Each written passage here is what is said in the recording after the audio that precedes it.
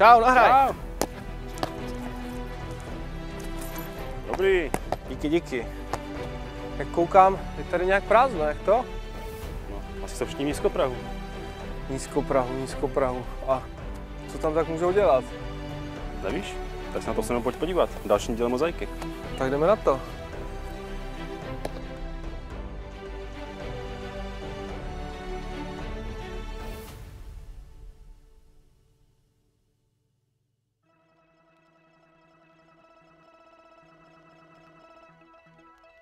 Tak dneska to vypadá na pěknou pohodu, konkrétně Pohoda v Karviné, nízkoprahové zařízení pro děti a mládež. A dneska se budeme věnovat čemu? Vaření! Jdeme na to. V našem klubu se zaměřujeme na různorodé aktivity a se zaměřením na vyrábění, vaření a prostě podle libosti a přání a hlavně požadavku klientů. Každý klient vlastně má své nějaké konkrétní schopnosti a jakmile se na ně zaměříme, tak se snažíme ho v tom vlastně podporovat. Samozřejmě také pokud vidíme, že mu některá aktivita nejde úplně tak dobře, jak by chtěl, tak se ho snažíme zapojovat a vlastně říct mu, jakým způsobem by se měl zlepšovat. Jo? Jako snažíme se ho tímto podpořit. Pro nás je to priorita vlastně ty klienty v našem klubu zapojovat různorodě do těch různorodých aktivit a právě, aby co nejméně času trávili pasivním poflakováním třeba venku, jo? Měli možnost třeba vyzkoušet si nějaké návykové látky, proto se snažíme naše klienty jakoby začleňovat tady do klubu, aby aktivně strávili to odpoledne a neměli možnost takhle vlastně si přičíchnout nějakým návykovým látkám. My se snažíme, aby se tady všichni klienti cítili bezpečně. A to z toho důvodu, že většinou pochází z nějakých nepříznivých sociálních rodin, z vyloučených lokalit, mají nějaké různorodé problémy, ať je to třeba s kamarády, ve škole, jo, mají nějaké své trable nebo trápení. Proto se snažíme tady pro ně mít takovéto bezpečné prostředí, to útočiště, kde si můžou přijít, můžou se svěřit, můžou se vypovídat, trávíme s nimi aktivní odpoledne, aby jsme je nějakým způsobem jakoby zaměstnali. Po případě, pokud jsou nějaké jejich problémy závažnější, snažíme se s nima o tom mluvit a najít nějaké správné řešení, tak, aby potom byli spokojení. Snažíme se, aby klienti právě se naučili té samostatnosti a snažíme se to právě třeba v různém klubu, který tady máme, třeba klub dovedných rukou, aby se naučili samostatně pracovat při vyrábění, nebo také klub Mňam Mňam, kde vlastně se snažíme klienty naučit různým receptům, ale také se snažíme, aby si měli možnost vyzkoušet, aby se právě naučili to samostatné fungování. U toho samozřejmě také navazují kontakty, jo, se svými kamarády nebo klienty v klubu. Takže tímto způsobem se snažíme vlastně je naučit i nějaké samostatnosti.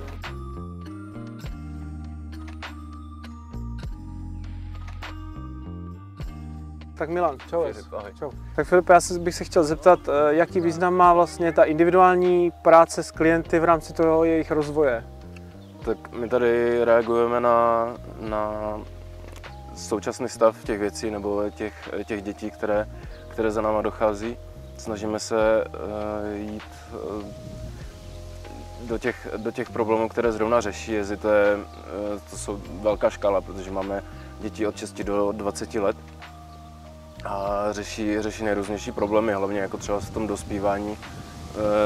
Řešíme tady šikanu, takže je to hrozně individuální a je to docela široký záběr. A někdy se stává, že mají problémy s policií,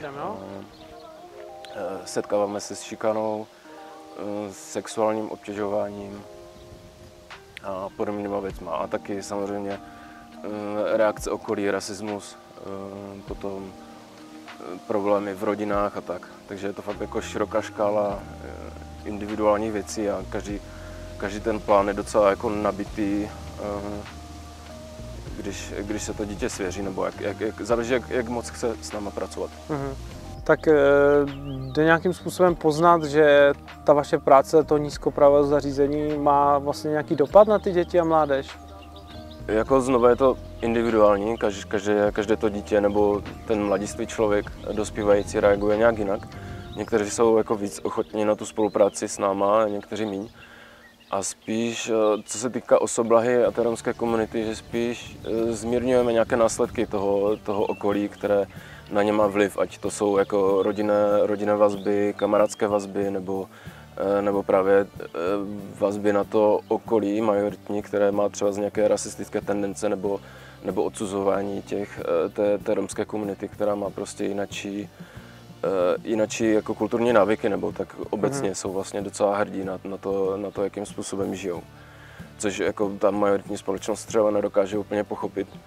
A takže se setkáváme tady s tím, no, jakože ty jako výsledky té práce jdou někdy vidět a někdy velmi pomalu a někdy teda jako vůbec, no, že prostě jsme třeba v situaci, kdy jako super premiant 3 dní a všechno.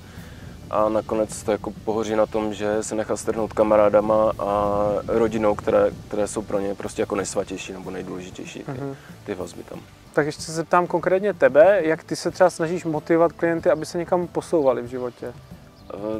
Tak ta motivace spíš spočívá v tom, že se snažíme najít nějaké pochopení nebo porozumění a jako neřešíme nějaké odsuzování nebo tak těch lidí a tím vlastně navážeme nějaký přátelský vztah, přes který můžeme jako navázat nějakou motivační spolupráci třeba, která má nějaké výsledky. Filipe, chtěl jsem se zeptat, když teda už jsme tady na té ozoblaze dneska, bylo by možné se i dneska podívat dovnitř, jaký tady máte třeba dneska aktivity nebo program? Jo, jasně, pojďte dál. Paráda. Tak Tome, co tě tady na tom nízkoprahovém zařízení baví nejvíc? Hraní. A jaké hraní třeba?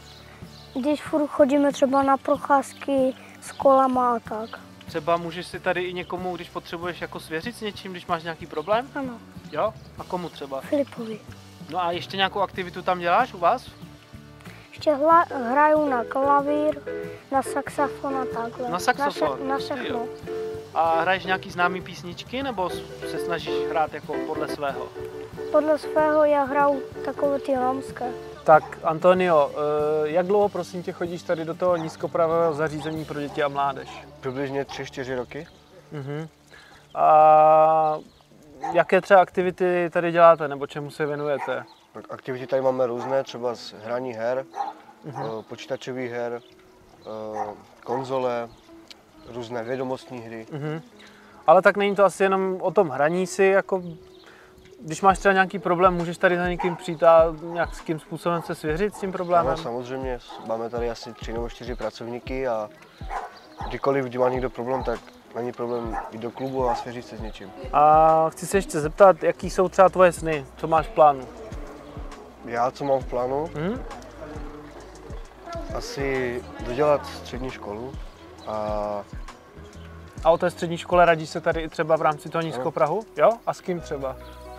s Filipem tady, to mi asi s tím pomáhal nejvíc, pomáhal mi se vším, s přihláškama, se vším a dá se říct, že skrz něho mě přijali.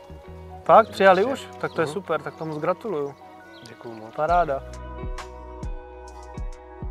Tak já už sice nejsem cílovka, ale dneska se půjdeme podívat na další nízkoprahové zařízení pro děti a mládež, tentokrát v Karviné, a je to konkrétně klub online. Tak pojďme dolů.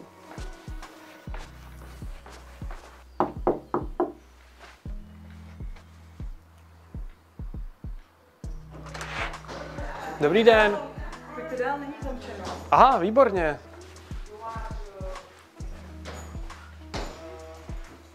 Ahoj Maty, Ahoj Peťko.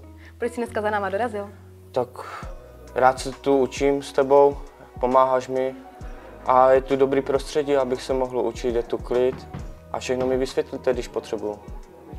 Rozumím, že teď potřebuješ pomoci se školou a napadá tě i s čím jiným ti můžeme tady pomoci, co tady rád děláš? Tak rád tu trávím volný čas, protože si tu můžu pokecat o čemkoliv a s kýmkoliv. Když je škaredé počasí, tak tu můžu přijít s partou, zahrajeme si tu fotbalek, pokecáme, aktivity můžeme hrát, anebo si tu můžeme zahrát na hudební nástroje a rozvíjet se. A rád tu strašně trávím čas kvůli toho, že třeba nemám doma počítač, tak si tu můžu zahrát nějaké hry a pustit si hudbu. A hlavně rád si s váma kecám, protože jste strašně milí a nevím, mě prostě tady to přijde, že jste tady hodně otevření a líbí se mi to tady. Mám si s kým fakt doopravdy popovídat o všem. Necháte si to pro sebe a vždycky mi dobře poradíte. rád se tu vracím kvůli toho, že se tu můžu fakt s váma učit a mám tu svoje takové útočiště.